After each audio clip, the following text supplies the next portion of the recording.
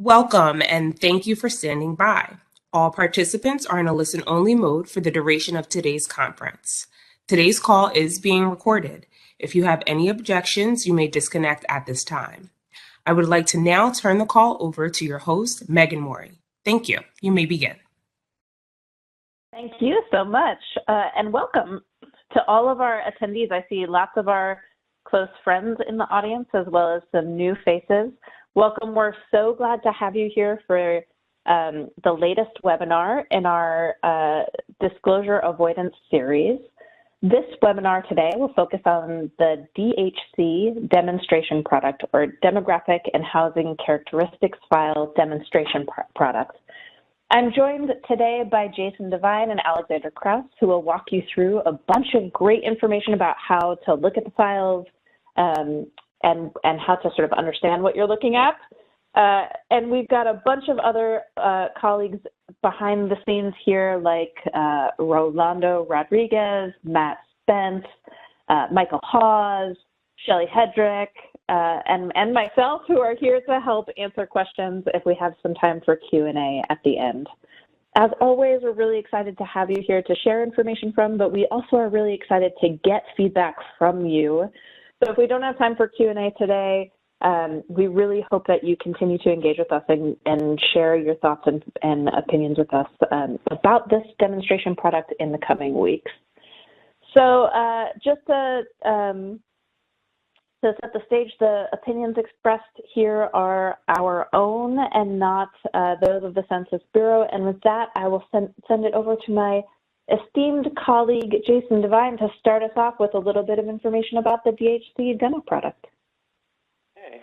Thank you, Megan. Good afternoon. I'm Jason Devine, and today Alexandra Krause and I will be going over a few things to help get you started with using our new demonstration product that will allow you to see how our new disclosure avoidance system could potentially impact the results of the 2020 census counts, and to comment on these results at a point where we're still able to do additional work on it.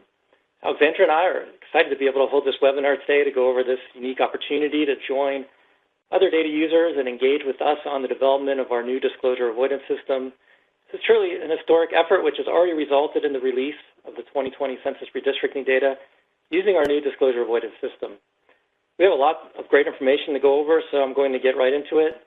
I'll start by providing some background, then I'll provide some information that will help you understand how we redesigned the files to support the DHC and what this means for the demonstration product. Then I'm going to go over some results from our own internal analysis, and after that, Alexandra will take over and show you around the files we have made available for this effort. So are you ready? Of course you are, so let's go. First, some background information. Census Bureau has a long history of collecting, disseminating, and protecting data. We have a legal obligation to protect data under Title 13, and with more detailed data being published at lower levels of geography, increased availability of external data, and advances in computer science, the risk of disclosure has increased. To mitigate, we're implementing new disclosure avoidance methods based on differential privacy. With this new approach, noise is added to tabulations and less detail is released. The challenge is to produce accurate and detailed data while protecting individual responses. The demonstration products allow the public to see progress and the level of noise that is being added through comparisons between the published 2010 census data and 2010 census data protecting the new disclosure avoidance methodology. 5 demonstration products and a production setting product were provided leading up to the release of the redistricting data. 2 of these included limited DHC content. The other 3 only included redistricting content. 2 DHC-specific demonstration products, including the 2022 March 16th demonstration product, which was just released last week, and a production settings product are planned for the DHC. And if you look over to the right of the screen, you can see our previous demonstration products, and this is pulled right from our website. If you go to the bottom right, you'll see in 2010, the 2010 demonstration data products baseline, which was released in 2019, October of 2019. You can see when we name our files, we use the date and the name of the files, and that will help you keep track of the different demonstration products that we've released. And then you can see the 4 demonstration products that we released leading up to the release of the production setting demonstration product for the redistricting data. Then if you go to the top of the screen, the top right, you'll see the first staff development update on that line at the bottom of that square box. You'll see where it says 2022-0316. That's for the March 16th release that we just did for the person version, the person file associated with this round of demonstration data. And I'll say a little bit more about that as we go through the presentation. That'll make a little bit more sense as we go on. This presents the same basic information, but in a timeline format. And again, you can see if you go over to the left, the redistricting data that was released, the redistricting demonstration product that was released in October of 2019. That included limited DHC data. And then we released another redistricting demonstration product in May of 2020. And again, that included limited DHC data. And then we had 3 additional demonstration products associated with the redistricting file. All of those were focused only on the redistricting data and only included those variables. And then we had the redistricting production setting. And then, of course, in August, we released the 2020 census redistricting data. If you go a little bit further over, you'll see where we enter this period now where we're focusing on the demonstration products for the DHC product. And you can see March 16th, we released the person file demonstration product, and we hope to shortly release the housing unit demonstration product. And then our plans are in the summer, we'll release another round of demonstration products for the DHC, and we hopefully will release the person and housing unit demonstration products at the same time. You can also see in this timeline how we've built in time for feedback as we go through the ongoing system tuning of our disclosure avoidance system. So this slide helps you see where we are at with our effort on the 2020 census data products. If you start at the left, you see the products we've already released. That includes the apportionment release, which took place on April 26th of 2021. Below that is the redistricting file release, which was in August of 2021. Then in the middle, you see that's what we're focusing on now. And that box in the middle of the box shows the demographic and housing characteristics file, which is the focus of our webinar today. But I'll also mention the demographic profile includes a subset of tables in the DHC, but they're provided in a more sort of easy to use, more streamlined format. Then below that, you'll see the detailed demographic and housing characteristics file, the detailed DHC, but we're not going to talk much about that today. And then you'll see on the right our products for our future efforts. That includes the public use microdata sample file, PUMS file, the congressional district file, and special tabulations. So a little bit about how we determine the contents of the DHC. The 2010 Census Summary File, or SF1, was the starting point for the design of the DHC, with the DHC including many of the tables included in SF1. The initial proposal for the design and contents of the DHC was developed and shared in 2019 based on subject matter expert knowledge and feedback from a Federal Register notice. The contents of the DHC were reviewed and additional tables are being considered based on the feedback received documenting uses of the data. The cost for privacy and accuracy of the new tables must be considered though, during the tuning of the disclosure avoidance system before they're added to the DHC. Any additions or changes to the contents of the DHC will be reflected in the second DHC demonstration product. So that's just a bit of a refresher. The 2020 census included a number of topics. Census included questions on relationship to householder, sex, age, Hispanic or Latino origin, race, housing tenure, which is owned, rented, or occupied without payment, and vacancy status. Topics in the DHC include counts of people by sex, by single year of age, Hispanic or Latino origin, by race, by sex, by age, GQ population by sex, by age, and household type by relationship to householder. The DHC will also include counts of households and families by multi-generational households, Hispanic or Latino origin of householder by race of householder, family type by presence of children, presence of people of different ages, tenure by household size, and tenure by household type by age of householder, and vacancy status. I think it's important to go over these, what's included in the DHC, and also to mention that those previous demonstration products that I mentioned did include variables that were included and released as part of the redistricting data. But now our demonstration products are including additional information, and the person file that we already released includes additional information by age, as well as different additional information by GQ, type by sex by age, and information by relationship to householder. So a little bit about how we approach protecting the DHC from disclosure. Data from the census edited file are coded to create the variables needed to generate the tables in the DHC and then put into person and unit, housing unit microdata files. And I'll refer to the housing unit file as just the unit file as we go through the webinar today. The variables included in the person and unit microdata files are designed to only provide the information necessary for the DHC tables. Variables in the DHC person and unit microdata files are independently protected by our new disclosure avoidance procedures. The redistricting data, which I mentioned was already released in August of 2021, is used as an input, allowing the DHC tables to match the redistricting tables exactly. Tables are then produced for dissemination by tabulating the protected DHC person and unit microdata files. It's important for us to discuss the differences between the DHC person and unit files today because, as I already mentioned in the timeline, as part of this demonstration, this round of demonstration products, we split the release of the person demonstration product from the release of the unit demonstration product, which also, as I've mentioned, the person demonstration product was released last week. So how do we go about refining our disclosure avoidance methodology, and how will we go about incorporating feedback that we receive from you on these demonstration products? Well, we started with experimental runs from our disclosure avoidance system using 2010 census data that allows us to assess the resulting privacy and accuracy. We use a re-identification study to assess the risk of re-identification for a specific type of attack. And we used the leading experimental run along with the results from the accuracy analysis and re-identification study and discuss that with our DSEP, or our Data Stewardship Executive Policy Committee, to attain approval to release as a demonstration product. The demonstration product is then made available to the public for their analysis with their comments helping guide work on improvements to the disclosure avoidance system.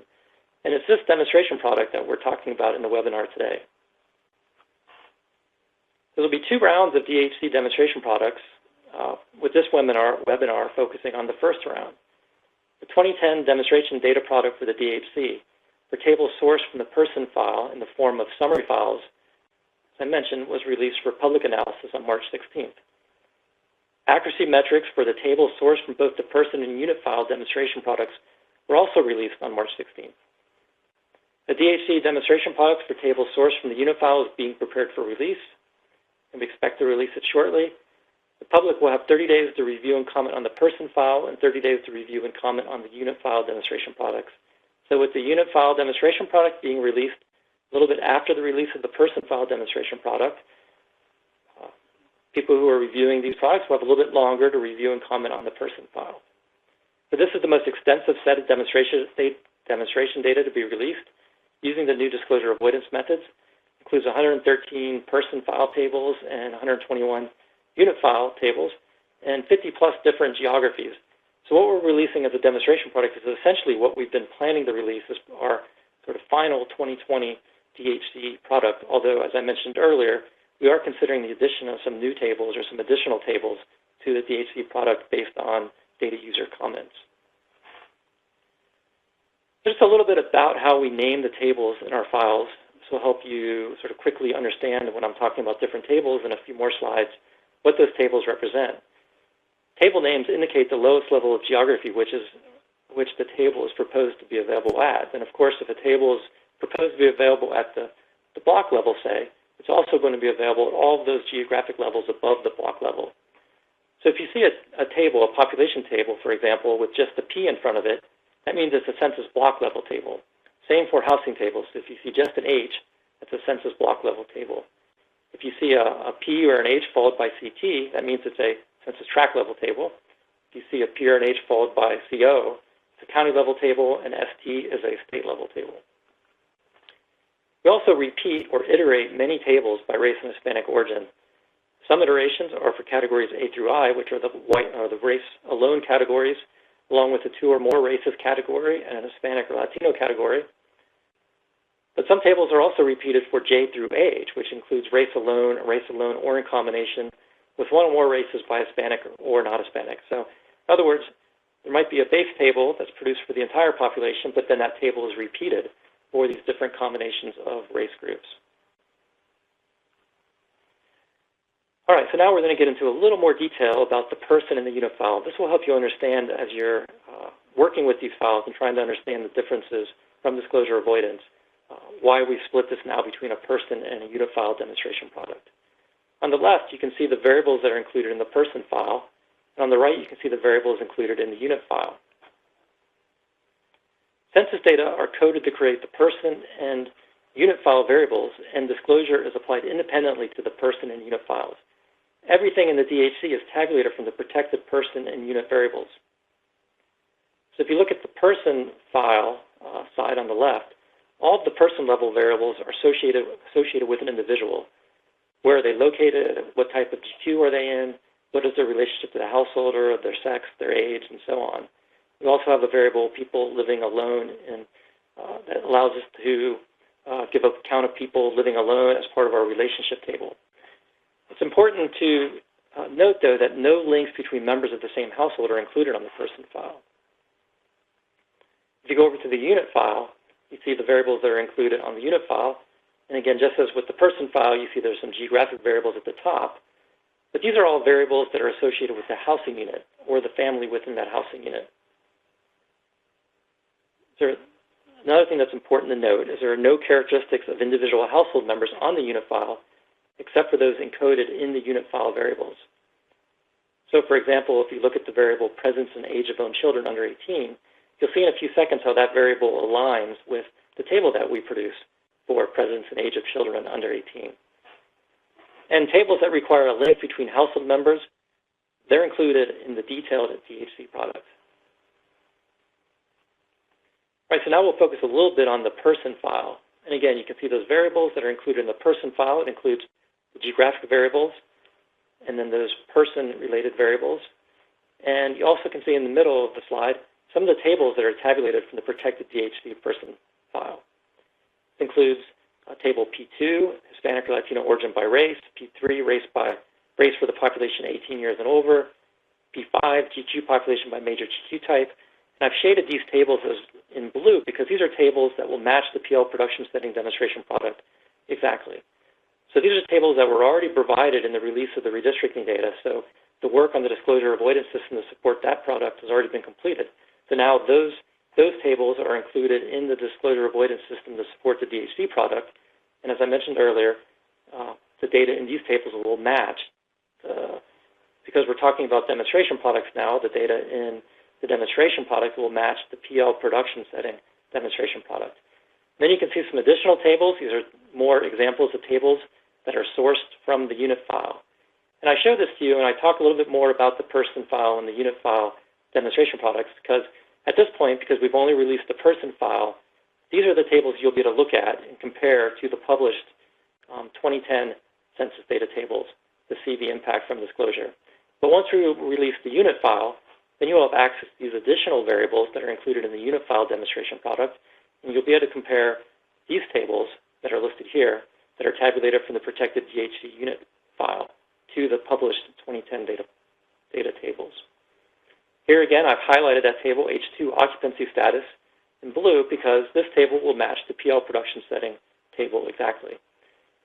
Then you can go through, and as I mentioned, these tables, the variables that are included in the unit file are designed only to support the tables that are provided in the DHC. So you can see, for example, if you go down through past P18 and look at P21, households by presence of people under 18, you also see that there's a variable on there by, there's also a variable included in the unit file called presence and age of own children under 18.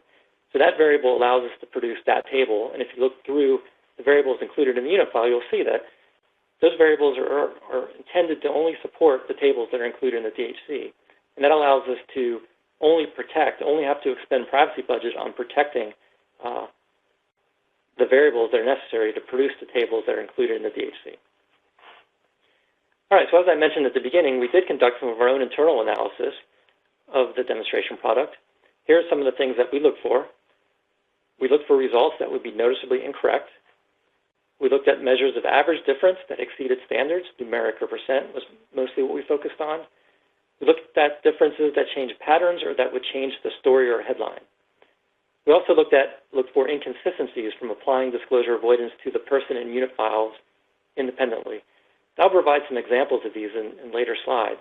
But I'll also note here, though, as we worked on the redistricting demonstration products, and now as we work through these with these demonstration products, I want to make sure people are aware of the idea that the block level data are fit for use when aggregated into geographically contiguous larger entities. And they're not intended to be fit for use as a unit of analysis. So as you're conducting your analysis, we urge you to use caution when you're making comparisons at the block level and any reporting back to us concern about any of the large differences you see at that level of geography. So for our internal analysis, what did we see that looked good and what is getting additional attention? So despite substantial improvements from earlier results, which I'll show you, below are some examples of areas for improvement. The records may have values that were not present within a geography during enumeration. So in some cases, the GQ population was assigned a detailed GQ type not present within a state. We have one table at the state level, currently at the state level, that provides population by detailed GQ type.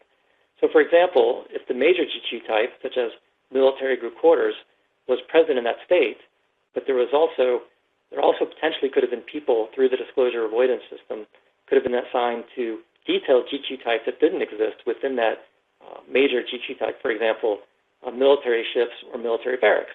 So you could see in a state that didn't have any military ships, population assigned to a military ship. But that's something that we've have taken steps to correct, and we're working in the next demonstration product, likely will not reflect this issue. Another similar situation is housing may have detailed vacancy types that do not exist in the area, such as for migrant workers or for seasonal use. Because protected values cannot be negative, small groups often have small numeric but large percent differences that are then combined with a positive bias. I'll go through some examples of this. We did see larger differences for some ages, such as 18 to 24-year-olds in the GQ population, which isn't necessarily a result of this small population issue. But we also saw a large increase in the centenarians population. And again, as you can imagine, the centenarian population across counties are very small, with many cells having zero population.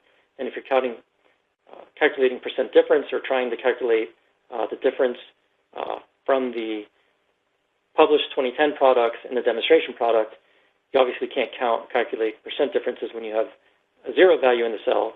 But when the cells are very small, you might get a very large numeric or large percent difference. Even the numeric difference is very, very small. But when you have this playing out across many different geographies, as you get to a higher level of geography, you may see that that difference that tends to be positive add up to a larger difference at a higher level of geography.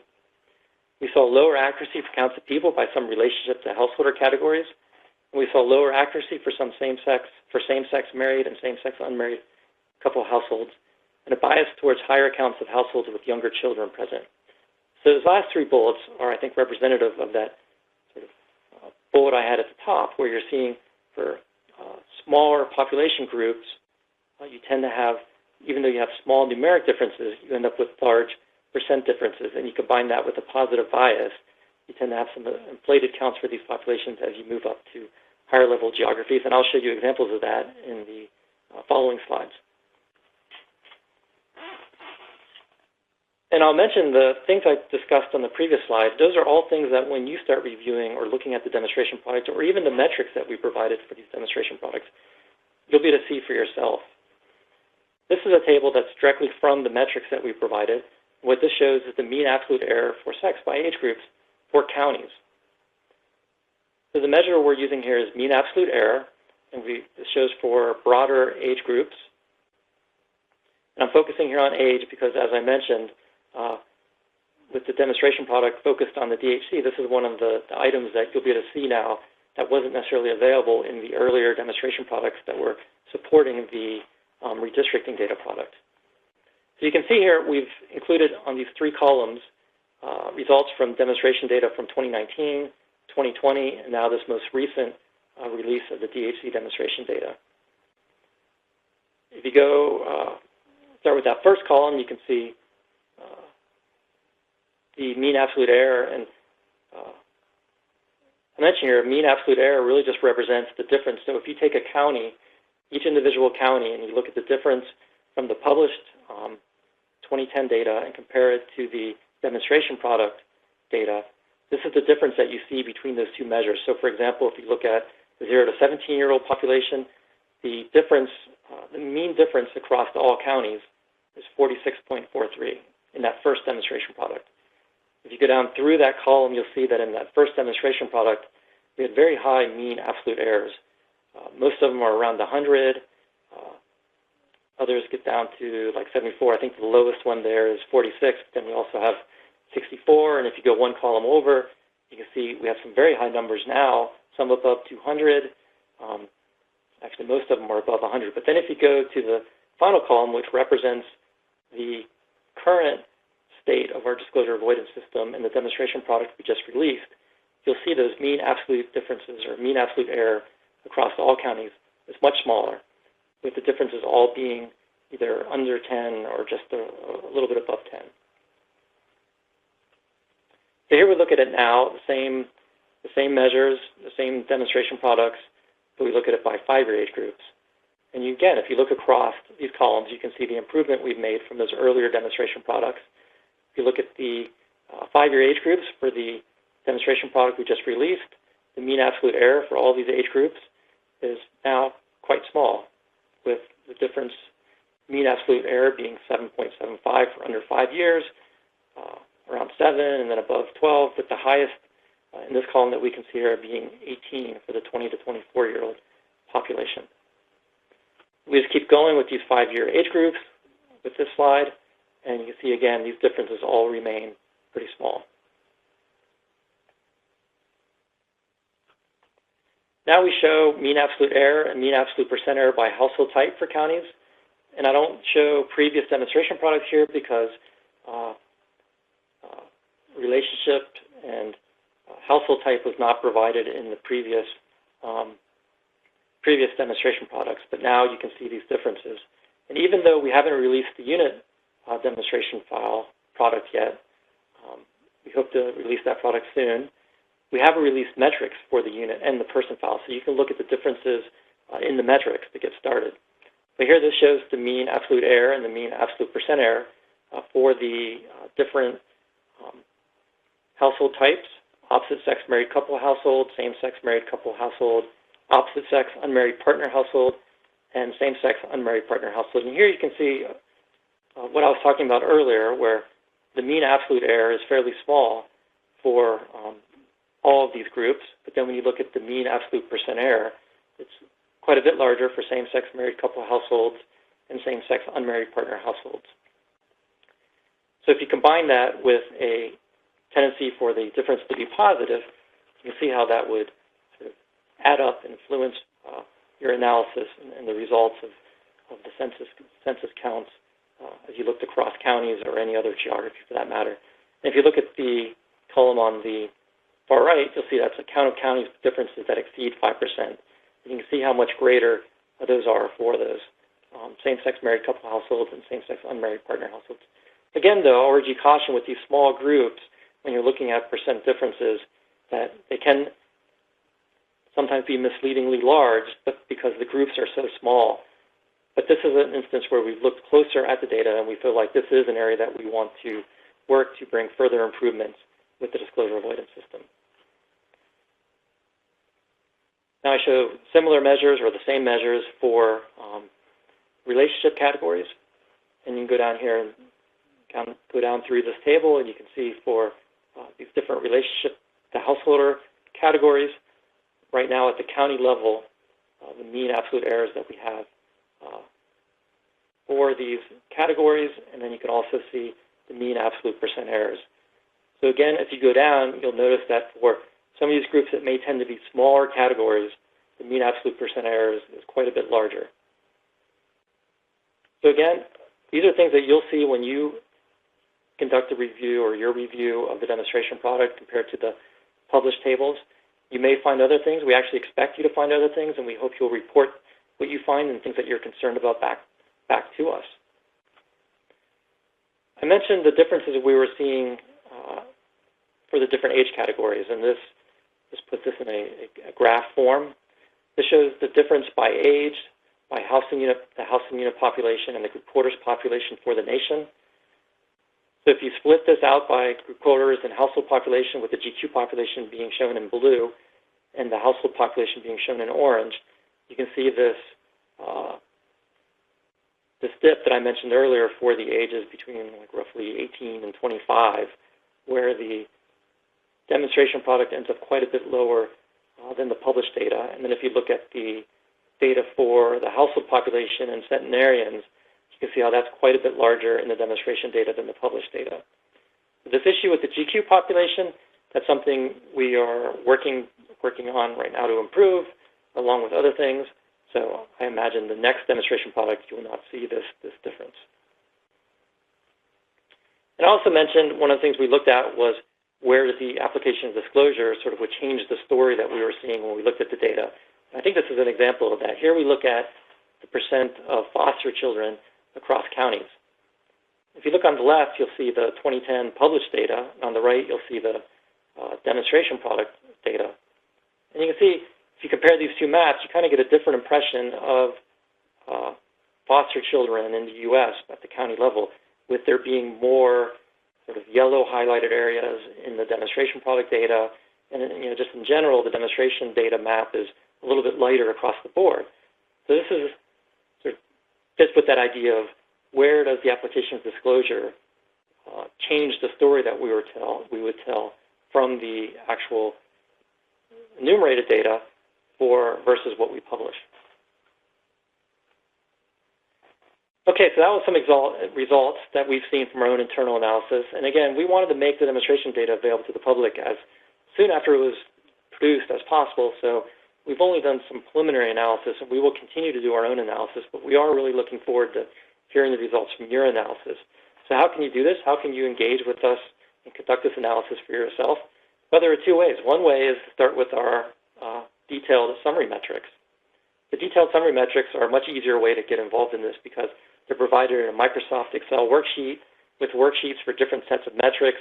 Essentially, all you have to do is open it up and start looking at the results, and Alexandra is going to show you that in a few minutes. It was developed with input from data users. It's really a great tool to evaluate our incremental improvements because we've released these metrics with each of the demonstration products that we've released. And they provide measures of accuracy, bias, outliers. They also show some impossible or improbable results. And my slides, I only focused on a few of those different measures. And it also includes metrics that are designed specifically for some data user provided use cases. So again, the metrics, detailed summary metrics, are a really easy way for people to look themselves and see the differences because we've already calculated a lot of those differences for you. If you want to take that a step further and you want to conduct your own analysis and look at differences that you're interested in, or you want to focus on differences for a specific geography, or want to look at the differences in a way that we haven't made available through the metrics, you can do this using the demonstration summary files. So what you do is you would use those summary files to compare the published table from the 2010 data to the demonstration table. And these differences are the impact from applying disclosure avoidance. So to illustrate this, if you wanted to do this analysis, you would start with, if you go up to the left side of the screen, you would start with the 2010 published tables, and you can generate these from the 2010 census summary files that are available. You would go and you would find the 2010 census summary file text document and file layout, and you could extract from that all the tables that you were interested in looking at. Then you could do the same thing with the 2010 demonstration data product summary file. You'd use the 2010 demonstration product technical document and file layout, and then extract tables from the summary files, and then you could compare each table and see the difference. And we've done that for you here. These are actual tables from the demonstration products. And you can see if you take the table, for example, for males for different age groups, you get one result from the published table, and you get another result for the demonstration product. And the difference is essentially the result from applying disclosure avoidance to these files. I'll mention, though, the differences also include differences due to swapping that was applied to the 2010 demonstration published tables. So it's not purely the difference from disclosure avoidance, but I think it's fair to just look at those differences and interpret that as being the differences from applying disclosure avoidance. Okay, so now I'm going to turn it over to Alexandra. She's going to do a live walkthrough of our web pages. She's going to show you our 2020 Census Disclosure Avoidance website, our 2010 demonstration detailed accuracy metrics, our 2010 summary files and the demonstration product summary files, and the 2010 demonstration product, technical documentation that I mentioned. So with that, I am going to stop sharing, and Alexandra will then take over. Thank you. Great. Thanks, Jason. So I'm going to start off on the census.gov website. It's just census.gov. If you forget, you can always Google. And then up at the top here, you can type in disclosure avoidance and press search. And then that first link is going to be the disclosure avoidance website. This website has a lot of helpful information, including videos, especially if you're new to differential privacy. If you scroll down just a little bit, you'll see the new demonstration data. Further down, we have newsletters. If you haven't signed up, I encourage you to do so you'll get all the latest updates. We also have blogs, previous recorded webinars, and other information. So now I'm going to scroll all the way back up to the top. Like I said, here contains all the information that you need to get started on your analysis. But if you scroll down just a little bit further, you can see the previous demonstration data. So if you click in here, you're going to see the screen that Jason showed on his slide. So first, you're going to see the new one that was released. The person table was released last Wednesday, and it's going to have the same information that we saw on that homepage. But if you scroll down a little bit further, you're going to see those previous demonstration data. The one from October 2019 and May 2020 had limited DHC content, so you can always open those up to compare to see how we've done across. The next demonstration data product only focused on the redistricting data. And so, as Jason mentioned, we do plan to enforce consistency between the redistricting data and the DHC. So to see that as part of the demonstration data product, you would look back to the production settings. So when looking at that demonstration data, it's consistent with the 2010 production settings. It won't be consistent with the 2020 redistricting data because, of course, the data sources are different. So now I'm going to go back over to the main page. So again, if I scroll up, this is the main disclosure avoidance website page.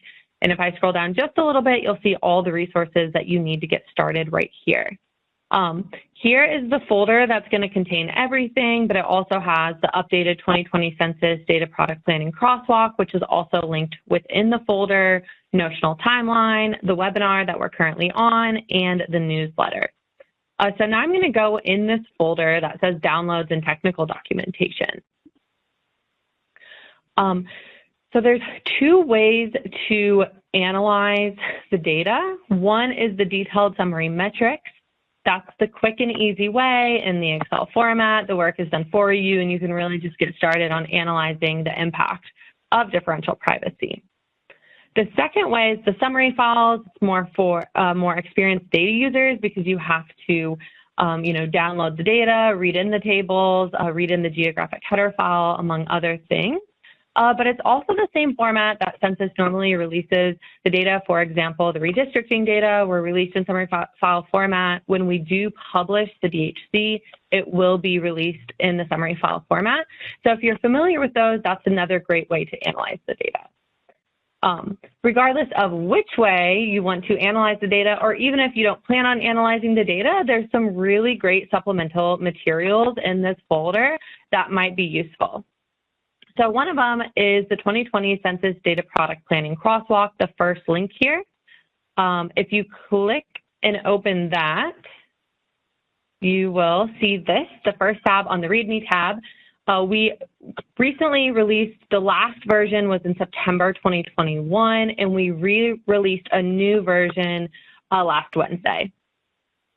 There's a few important updates since then, but similar to the previous crosswalk, the first tab is the README. It includes some important information And then you'll see 8 other tabs after that, 2 tabs per data product. So 2 tabs for redistricting data, demographic profile, the DHC, and the detailed DHC. The first tab is the crosswalk, which is a list of all the tables compared back to 2010 census. The second tab is the table shells. So you see every single line in the table to understand what the table includes. And then the last tab back here is the change log. This is changes in the crosswalk, changes in the content since that previous version in September 2021. So if you are familiar with that version and you just want to see what's changed, this is a great place to start. Otherwise, if you want to use this to understand the demonstration data product or understand what we're proposing for 2020, you'll want to go into these other tabs. Today, I'm going to focus on the DHC, but we also made some updates to the detailed DHC. If you have questions, we can talk about that during the Q&A. But here you will see the DHC crosswalk tab. So again, it lists all the tables proposed for 2020, and it also includes the tables that were published for the 2010 census to do that crosswalk to see what's staying the same and what's changing. So the first column is the proposed 2020 DHC table number. That will match what you see in the demonstration data. The next column is the 2010 summary file 1 table number in case you need to crosswalk that back. The title reflects the 2020 title, and unless the 2010 title, if it has changed, then it reflects the 2020 title. The next 2 columns are about geography. So the first is the proposed level of geography for 2020, and the next is the lowest level of geography for 2010. So if you want to see if the geography has changed, for example, you can use these little filters. For 2010, select block only, and then when you come over the 2020 column, you could select tract, county, and state to see where the geography has increased. One thing to note is that we did receive a lot of feedback in the winter and fall 2021 on the DHC and the levels of geography, and we are currently making some of those updates which are not reflected in this crosswalk or the demonstration data product, but we heard your feedback and we are making updates to better meet data user needs. The next column is proposed for inclusion in 2020. You can use filters here and select no to see which tables have been dropped from compared to the 2010 summary file 1. We also have a column proposed for inclusion in the 2020 detailed DHC. We include this here, even though you can also get that information down here on the detailed DHC tabs. We include a column here because some of those 2010 summary file 1 tables were moved from the DHC to the detailed DHC. Those are the complex person household join or join tables. So this is just a quick indicator to tell you, go to the next tab to check out more information on those tables. One column that is new for this release of the crosswalk is person or housing table. Previously, we did not specify, but as Jason mentioned, we did have this as an indicator because for this demonstration data product, the person tables were released last Wednesday, March 16th, and the housing tables will be released in April 2022. So this is an indicator that tells you which tables are being released in which release. So for here, right now, you see all of the ones on screen are person, so that includes race, Hispanic origin, sex by age. If you keep scrolling down further, you'll start to see housing tables. So for example, household type. If you scroll down further, you'll start seeing, for example, multi-generational, presence of people in households, tenure, and vacancy. But if I scroll all the way back up to the top, the final column is major content changes since 2010. So none of the tables on screen had one, but if you scroll down a little bit further, this just gives you a high-level summary on if the table shell itself has changed since the 2010 census. Okay, scrolling back up to the top now. So one new addition was this column. Another change to the DHC since it was last released has to do with the P16 household type and H4 tenure. So here I have on my screen a few select tables highlighted just to draw your attention to where I'm talking. But if you download the crosswalk, you won't see this highlight. So in the last version of the crosswalk, we expanded P12, sex by selected age categories, P16, household type, and H4 tenure to include additional iterations or additional tables repeated by race ethnicity. So for example, here you see sex by selected age categories, and some of those new ones were the J through AH iterations. These additional iterations provide data on race alone or in combination with one or more races by Hispanic origin or not Hispanic or Latino. And so for these, for P16, we are able to continue supporting those, so no change there. But if you scroll down further to P16 household type and H4 tenure, due to data engineering constraints, we're no longer to support a few of those additional iterations. So on screen, I just highlighted some examples.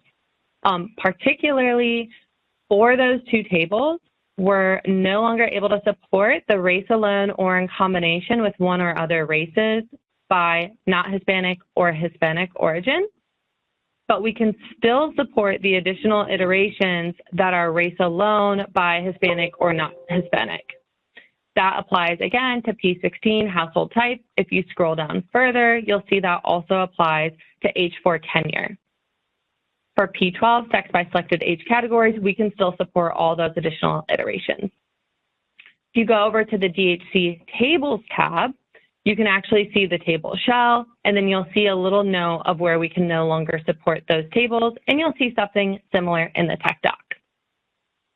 So that's an overview of the crosswalk. I'll go back to the website that has all these resources. Another resource that I would highly recommend is this fact sheet. It provides some background information about the project, how we tuned the disclosure avoidance system, known issues, some of which Jason discussed, and how to submit feedback all the way at the bottom. So that's a great sheet to review. Another one is the privacy loss budget allocation. So if you're curious as to how we divided the privacy loss budget, check out this resource. Okay, so now next are the resources that go over how you want to analyze the data. The first way is the detailed summary metrics. It's my favorite way to analyze the data, so I'll go through that first. There's two resources. First is the overview sheet. This provides, again, some background information, definitions on what each metric means and how to interpret it, as well as some use cases that we provided. This is a great place to get started. Otherwise, you can just go ahead and open the detailed summary metrics themselves. When you open that, you'll get to the README tab, which has some important information.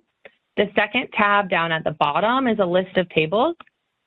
This is a great way to search if you have specific content you're interested in. You can read through the tables and decide, which tab you should navigate to and which table you should go to. The next tab is the updated basic demographic accuracy profile tables. A lot of the information in this tab was previously provided in the redistricting data release, meaning that these data will be consistent with that production settings data that I had showed you for the demonstration data. So things that would be consistent are total population as highlighted. If you scroll through those geographies, occupancy status will also be consistent. Scrolling down past more geographies, the Hispanic origin and race will also be consistent.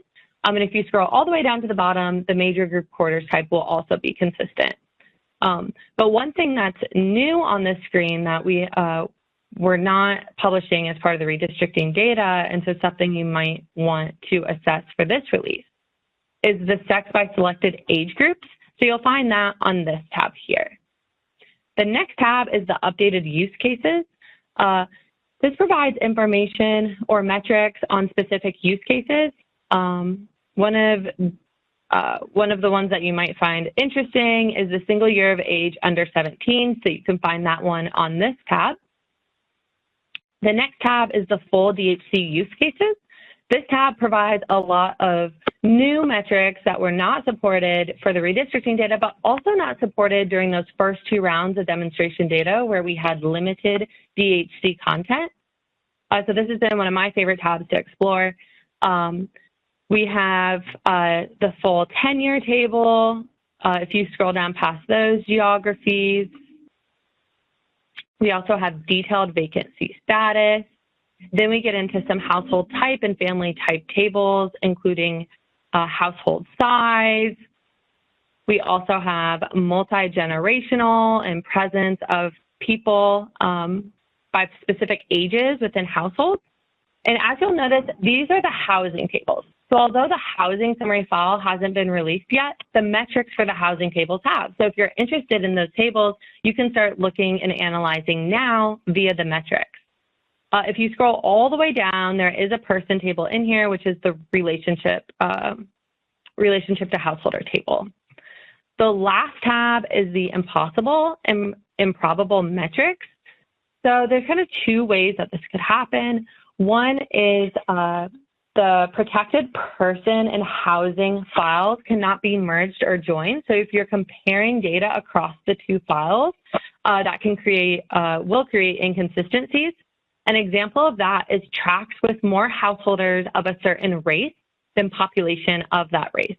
So for example, a given geography might have 10 householders of a certain race, but if you go to the person file and look at total population for that geography, it might only have 5 people of that race.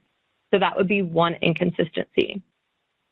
Another thing that you might see, for example, for the improbable results is something within the same file. So something within either the person or the housing file. And one example of that on the person file is tracts with at least 5 people of all the same sex. So although this could happen, it is improbable to happen frequently. And so this table you can see, or this tab, you can see some of those. Now I'm gonna go back over to the website, and then the other way to review the data is through the summary files. So those are these 3 tabs down here. First, you have the technical documentation. Here's the full PDF, so you can open this and we'll have a lot of that information. If you've worked with our tech docs before, very similar. But there is one important update, and that's for the table matrix. The table matrix used to be in the PDF, but now they are linked as an Excel file. And so this is the table matrix for the person tables. That's where you get the data dictionary, the segments, but it is in an Excel format now. Those are the first 2 links up here. We also have one for the unit file. It's already available. One thing I want to note there, though, is that although it's already posted, the segments are outdated for that unit file, and we will be updating the segments for that. So, if you're starting to code based on those segments, just wait until we have that updated release. We also have the geo header files, which provides all the geographic variables for the table, as well as the total population or housing unit counts. Looks like this. And then finally, we have the summary level hierarchy charts or the sequence list, and those are separated by table. So for example, here we have the state file, the P and H tables, which means those tables go down to the lowest level of geography is block. So if you open up the hierarchy chart, you can kind of see all the geographies that are available for that table. And the hierarchy one provides it in the hierarchy format. So if you're interested, like exactly what geographies are available for this table, this is also a great resource. The sequence list provides the same information, just organized in a different way. So then finally, if I go back out to our main folder, the last thing is the summary files themselves. So if you click into the person, similar to the summary file format previously, you have all the states. If you click into the state, you have that zip file. If you open up the housing right now, of course, it's empty because it's not released, but you will see those in April 2022. So with that, I will pass it back over to Jason. Thank you, Alexandra. So we hope you'll join join us in this effort to look and examine these demonstration products compared to the published 2010 tables. This is your chance to give us a thumbs up or a thumbs down on our results. But what we'd really like to hear is where the noise that you're seeing in these products, demonstration products, is at a level where it impacts your uses of the data. We'd like to hear at what level of geography this is. Remember, though, we do expect block level data to be noisy. That's part of this approach. But at what higher levels are you seeing problems? And do you think the noise that we've put in from this for disclosure avoidance, where that's going to impact your use of the data? And the implications if the data would be used as it is right now. And to provide that feedback, we have the 2020 DAS@census.gov email address. You can send your results there or your comments there. Once we release the unit file, as I said, we'll have 30 days to review the unit and the person file. So once we release the unit file, we'll set a date for when we want to receive comments by. Again, thank you. I look forward to seeing your comments. If you run into any trouble along the way and need our help, feel free to reach out to us, and we'll try and help you figure out whatever issue you've encountered with using these demonstration products. Thank you, and I'll turn it back to Megan. Maybe we can fit some questions in before we run out of time. Thank you so much, Jason and Alexandra. That was so much information. I'm sure people have 100 billion questions.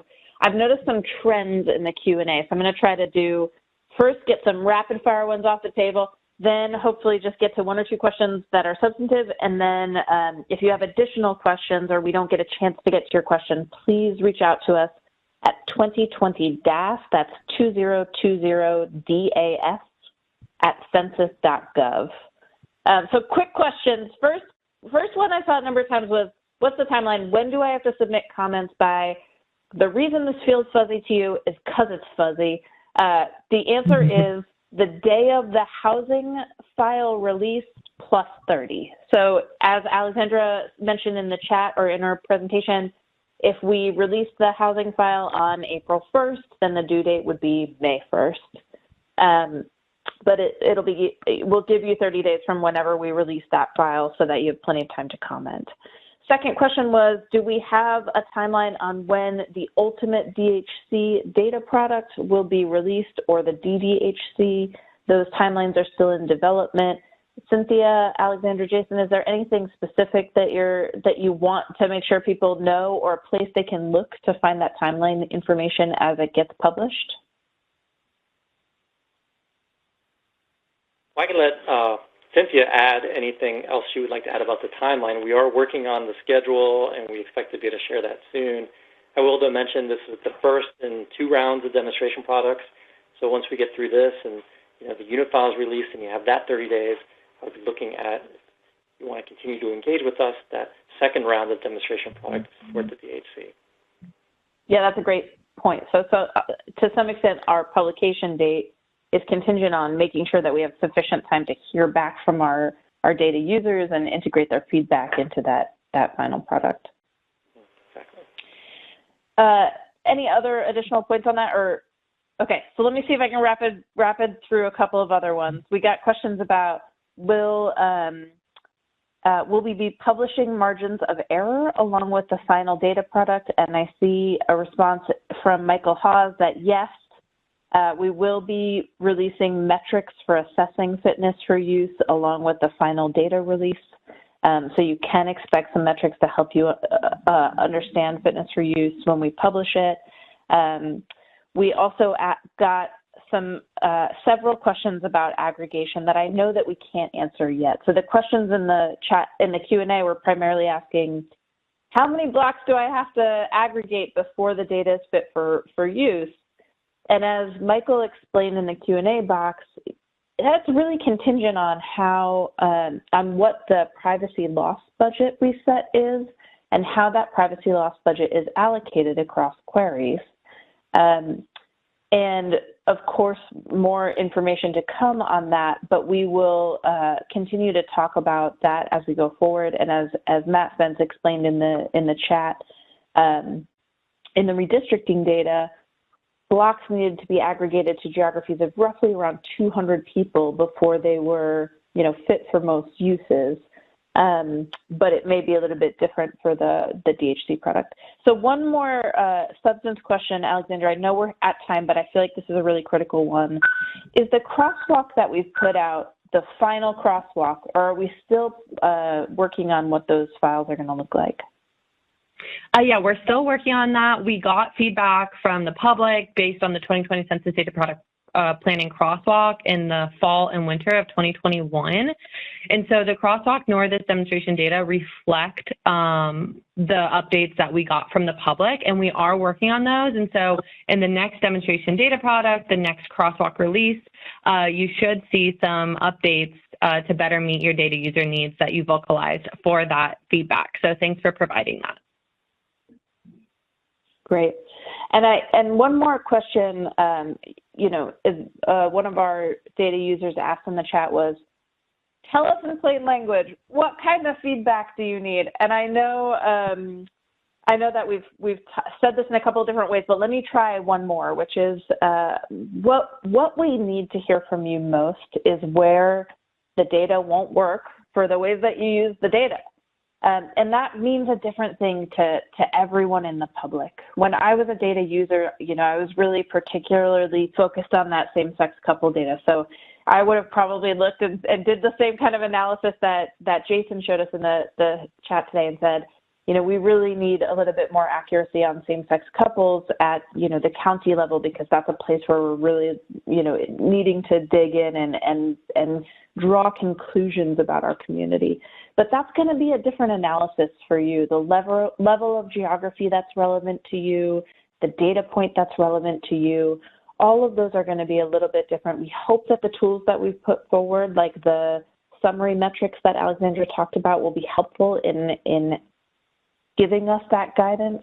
But we'll continue to hold these webinars and to talk to our colleagues inside and outside the Bureau to help facilitate giving that feedback throughout. If you have additional questions, again, 2020-DAF@census.gov. We're happy to answer any questions you have.